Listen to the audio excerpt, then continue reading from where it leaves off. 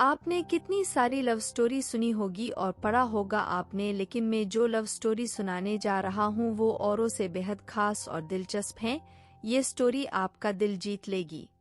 प्यार में है सजा भी, मैं संतोष हूँ। मेरी शादी मनोज के साथ हुई। हमारी शादी को 20 साल हो गए हैं।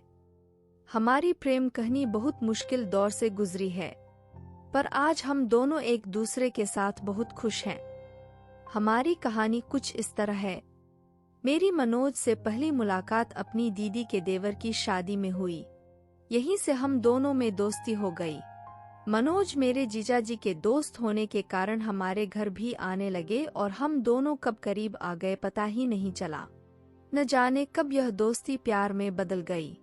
इसका एहसास तब हुआ जब मेरे पापा ने मेरे रिश्ते की बात मुझसे पूछी। तब मैंने कहा कि पापा, मुझे मनोज पसंद है, लेकिन मेरे घरवालों ने कहा कि वह हमारी कास्ट का नहीं है और हम तेरी शादी उससे नहीं कर सकते। इस पर मैंने कहा कि जब वह इतने दिनों से हमारे घर आते थे तब तो आप उन्हें अपने बेटे जैसा प्यार देते थे। अब जब मैं उन्हें चाहने लगी तो बीच में कास्ट कहाँ से आ गई। मेरी मम्मी ने कहा कि उसे भूल जा, उससे तेरी शादी किसी भी कीमत पर नहीं हो सकती। लेकिन मेरे लिए इन 6 सालों के प्यार को भूल पाना मुश्किल ही नहीं, नामुमकिन था। तब मैंने मनोज से बात की। उन्हें बताया कि मेरे मम्मी पापा मेरे लिए लड़का ढूंढ रहे हैं। अब हम क्या करें।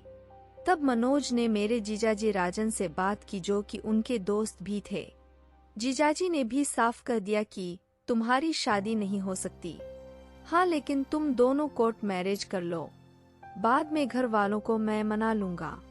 लेकिन तब भी मैंने ऐसा नहीं किया और 6 महीने तक घर वालों को मनाने समझाने की कोशिश करती रही। मैं चाहती थी कि वे हमारी शादी के लिए मान जाएं, पर मेरे घर वाले यह जानते हुए भी कि हम लायक हैं, कास्ट को लेकर अड़े रहे और शादी के लिए तैयार नहीं हुए। जब घर से शादी के लिए दबाव बढ़ने लगा और मुझे लड़का देखने आ गया तो मैंने और मनोज ने अपने जीजा राजन की सलाह मांगकर शादी कर ली। शादी के बाद जब मैं अपने ससुराल गई तो उन्होंने भी हमें अपनाने से साफ इनकार कर दिया। तब मनोज के एक दोस्त ने अपने घर में हमें जगह दी, लेकिन किसी और के घर में ज्यादा दिन तक रहना मुनासिब नहीं था। तब हम दोनों ने नौकरी ढूंढनी शुरू की। थोड़ी दिक्कतें तो आईं, लेकिन उसके बाद हमें नौकरी मिल गई। हमने किराए पर एक कमरा लिया। शुरुआती दिन हम दोनों ने बहुत मुश्किल में गुजारे। कई बार तो खाने के लिए पैसे भी नहीं होते थे, पर हम दोनों ने कभी एक दूसरे से कोई शिकायत नहीं की। हम सबको यह दिखाना चाहते थे कि हमारा प्यार सच्चा है और प्रेम विवाह भी कामयाब होते हैं। थोड़े समय बाद मुझे एक प्यारी सी बेटी हुई।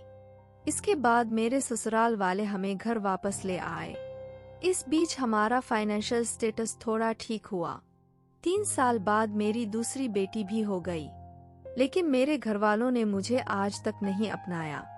मेरी शादी के 3 साल बाद मेरे पापा का निधन हो गया। मेरे घरवालों को लगता है कि मैं उनकी मौत के लिए जिम्मेदार हूँ। आज 20 साल की शादी के बाद मैं अपनी 2 परियों जैसी बेटियों और पति के साथ बहुत खुश हूँ, पर मुझे आज भी अपने परिवार वालों का इंतजार है।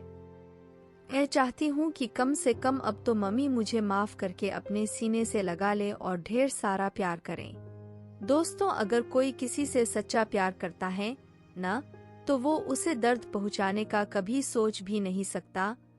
अगर वो उसे दर्द पहुंचता है तो इसका मतलब उसने उसे कभी प्यार किया ही नहीं था। बस अपनी मतलब के लिए वो उससे प्यार करने का नाटक कर रहा था। अगर आपको ये कहानी अच्छी लगी हो तो ज्यादा से ज्यादा शेयर कीजिए अपने दोस्तों को।